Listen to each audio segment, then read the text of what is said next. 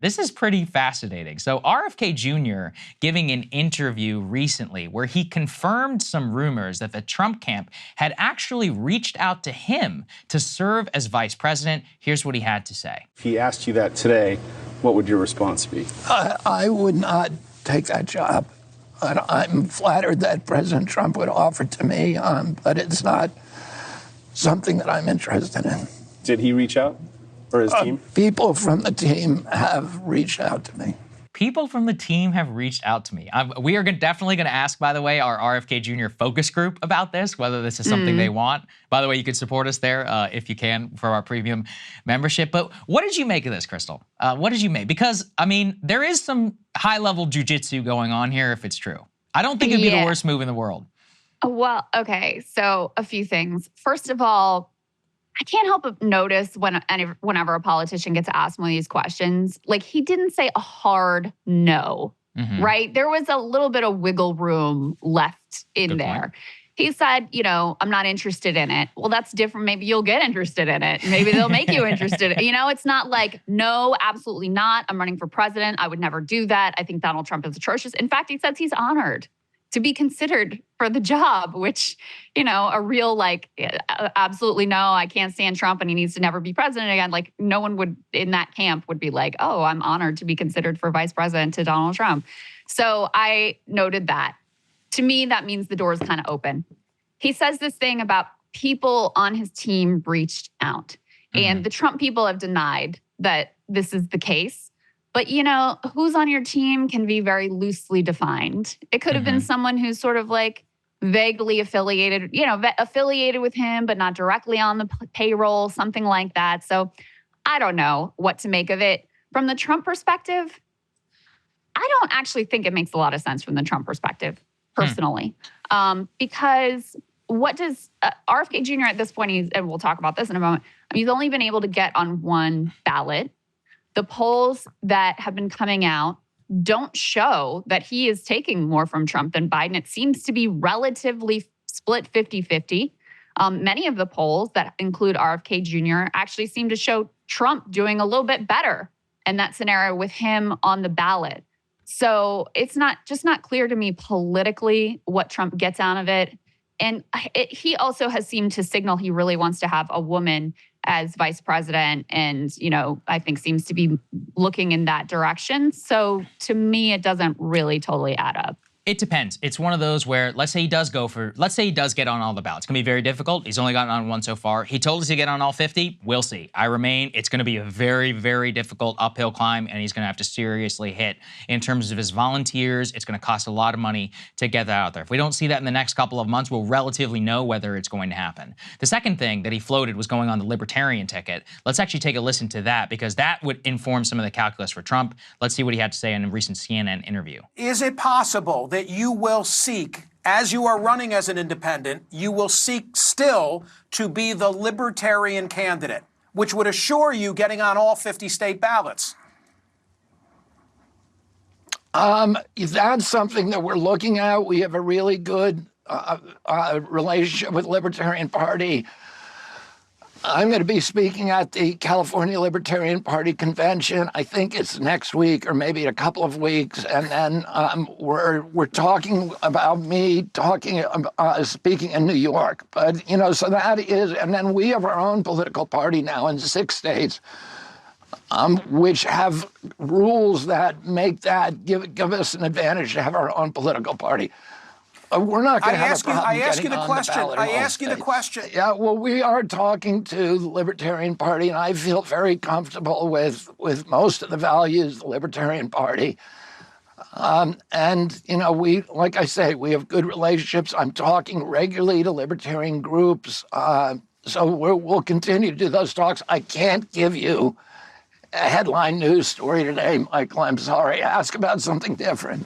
Okay, I actually think this would be the best strategy for him. I just saw that the Libertarian Party is on the ballot in all of these states, especially the major and competitive ones. They've done the ballot access work, etc. It would generally make sense. And because we've seen previously between 2 to 3% of the vote go Libertarian, especially when Trump is on the ballot, like Joe Jorgensen previously in the 2020 election. 2016, they actually did pretty well as well. Imagine if the Kennedy name was there. If I were Trump, historically, many of these Libertarian voters are people who have crossed over from the Republican ballot and or would have voted for Trump. Especially if he got Libertarian, I would want him on my ticket because it'd be one of those where that is a chaos factor. If he remains independent and he's not on the states that really matter in terms of ballot, then you're right. But it's one of those calculus which he doesn't have to make this decision, Krystal, until the convention in June and July. So he's got several months to kind of marinate. And by that time, we're going to know what the ballot access and all of that looks like. So, in terms of that, even though he splits equally, it's just enough of a chaos factor. And considering how Biden can't get Kennedy on his ticket, but Trump plausibly could, then yeah, I could see it happening. But there are a lot of other reasons, like you said. Here's the truth, like RFK Jr. has many liberal positions. I don't mean that in a denigrating way, but it could be a problem for the Republican coalition. I think it'd probably be fine just because as a valence-wise and like for some of the voters and others he might be able to bring in, it would probably net out. The GOP establishment would definitely have a problem with that. I don't know if Trump even particularly cares.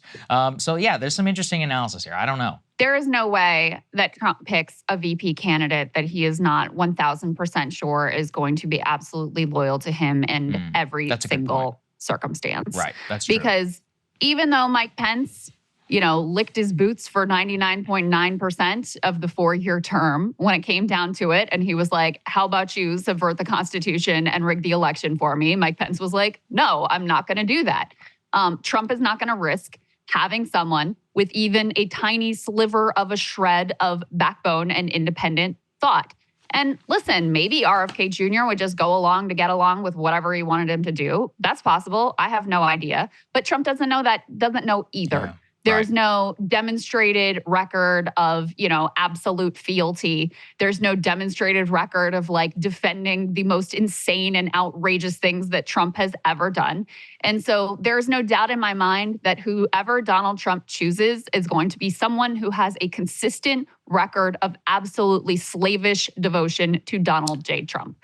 Yeah. On the libertarian piece, this is starting to get some Cornel West vibes. And I say that with respect to Cornel West, who as an intellectual, I obviously, and a thinker and an activist, I have deep respect for. But in terms of the way that he's run his campaign, RFK Jr. now, he started in the Democratic primary, then he jumps out and he's an independent. Now in some states, he's formed his own party. Now he's flirting with the Libertarian ticket. And it's like, this is getting really messy. And the other thing is, I don't know the backstory of why Cornel West, dropped from being a Green Party candidate, but Green Party, Libertarian Party, these aren't just names on a ballot or like theoretical, ideas. These are actual parties with actual structures and their own actual internal politics.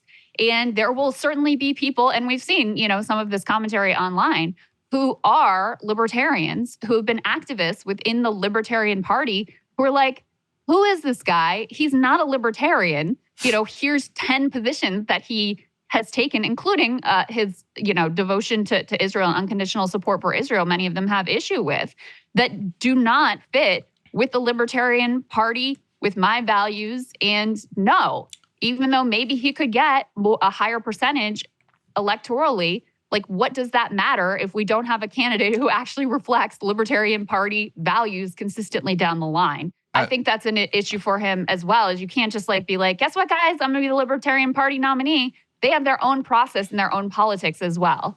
I was really interested to see Dave Smith. He's probably the most prominent libertarian that I know of, who hosts the podcast, frequently a guest on Rogan. He says, I've admired many aspects of the RFK Jr. campaign. His opposition to COVID tyranny, vax mandates, the Ukraine war, and the deep state has been nothing short of heroic. However, his support for the war in Gaza is disqualifying. We are the anti-war, non-interventionist party, and that is non-negotiable, period. He will not be our nominee. I will do everything in my power to see to that. Somebody like Scott Horton also comes to mind, who we've had here on the show, very prominent anti-war for Libertarian. And I will say that is one area where RFK Jr. would have trouble with Libertarians on Israel, specifically because so much, especially of the modern electoral Libertarian movement, can be traced back to the Ron Paul 2008-2012 campaigns, which were so foundational in the Iraq War and in opposition to the global war on terror. So if we consider it that way, especially if we get embroiled in a bigger Middle East conflict, it would be incredibly difficult to have,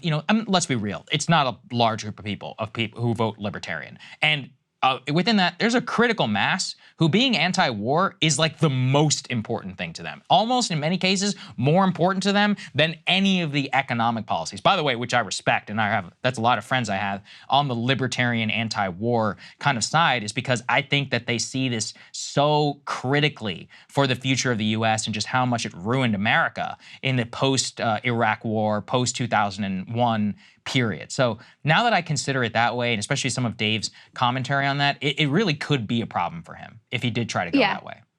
Yeah, I think so. And, I am really interested to see some of the thoughts of the focus group that we have impaneled for, what is it, like a week from now. We're going to be talking to them. We'll get their thoughts on all of this, potential Libertarian Party, potential Trump VP, et cetera. But, the difficulties in getting ballot access, it's not RFK's fault. This was intentionally, especially post Ross Perot, both of the parties, whatever states they controlled, they decided to make this basically impossible to accomplish. And it's outrageous. It's an offense to democracy. It shouldn't be that way. I'm not an RFK Jr. supporter, but he should be on the ballot in all 50 states. He has a serious campaign. He's raised serious money. He has a real operation. It should be possible for him to get on the ballot in all 50 states so that voters, if they want to avail themselves of that choice, have that option available to them. But because of the, dominance of the two-party system and the way they've basically collaborated to shut out any and all other voices, it's going to be very difficult for him. And I don't know, I'm not privy to internal Libertarian Party discussions. I don't know any activists in the Libertarian Party, et cetera, really. But I sort of doubt that that's going to be a real solution for him in the end either.